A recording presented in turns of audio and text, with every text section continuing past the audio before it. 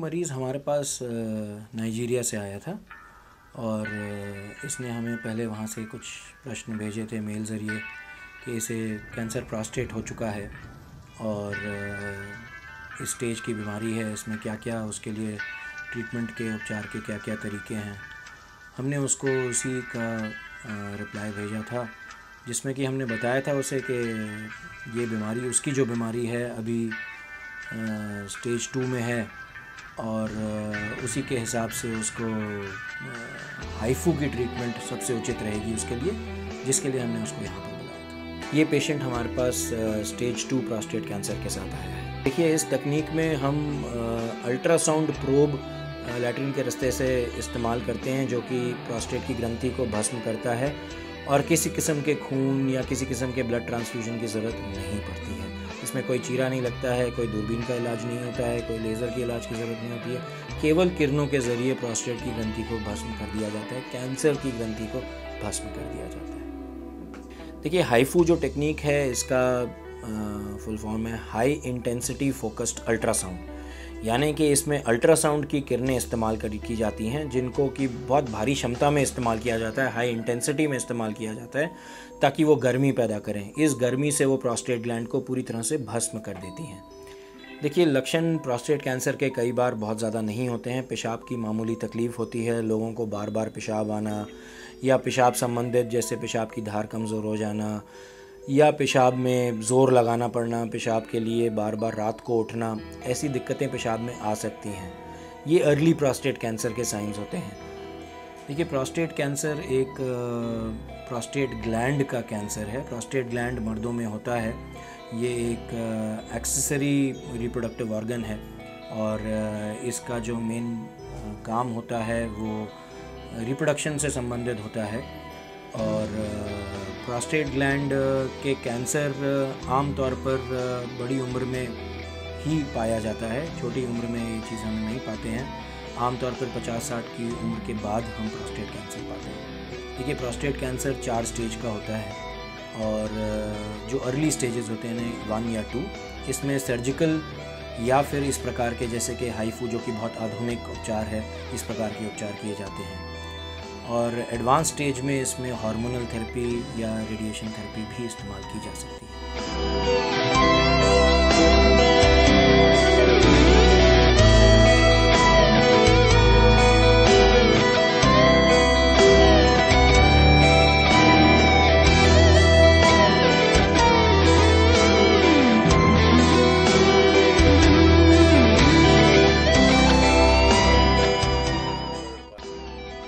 I have this prostate enlargement, and there was a lot of investigations, and until they disclosed that the prostate had been invaded by some particles of cancer, and a friend of mine who had availed himself of the services, advanced services of medical in India, gave me the name of a hospital, a specialty hospital in India, Nova Specialty, and that's why I came to India. Yes. He told me, he gave me the chances of this thing. He brought his this thing, and in a film manner, he demonstrated exactly the process of this curing, attending to the prostate gland enlargement and the cancer. So I was first, the description he gave me left me no doubt that he knew what he was talking about. So that's the reason why I said that I got impressed, and exactly what he said is what has happened within the last 3 days. जैसे कि मैंने बताया, HIFU आजकल की cancer prostate के लिए आधुनिक तकनीकों में से सबसे सफल तकनीक है। अब सफल तकनीक कैंसर के लिए तो हम 100% कभी वैसा उपचार नहीं करते हैं, परंतु पीएसए पे कंट्रोल इसका 90% से ज़्यादा सबसे लंबे समय तक रहता है। बिल्कुल, देखिए हाइफू एक ऐसी तकनीक है जो हमारे देश में अभी कुछ ही सालों से उपलब्ध हुई है और बहुत ज़रूरी है कि हम लोगों को बताएं इसके बारे में, क्योंकि बहुत सारे लोग इलाज इस डर के मारे नहीं लेते हैं कि उनकी पेशाब में लीकेज हो जाएगा, उनकी मर्दानगी ख़त्म हो जाएगी और वो कैंसर का इलाज नहीं कराते हैं। तो ये हमें अपने मरीज़ों को ये मैसेज पहुंचाना है, ये न्यूज़ पहुंचानी बहुत ज़रूरी है कि इस किस्म का इलाज अब उपलब्ध है जो कि बिना ऑपरेशन की प्रक्रिया से किया जा सकता है, अल्ट्रासाउंड की किरणों से किया जा सकता है, जिसके कारण कोई भी ऐसे बुरे असर नहीं होते हैं। किसी भी किस्म का पेशेंट जिसको जैसी भी बीमारी हो, हार्ट की बीमारी हो, किसी किस्म का रोग हो, उसको भी हम ऑपरेट कर सकते हैं इस तकनीक से। देखिए पेशेंट सबसे ज़्यादा खुश इस तकनीक से होगा क्योंकि इस तकनीक में साइड इफ़ेक्ट नहीं है।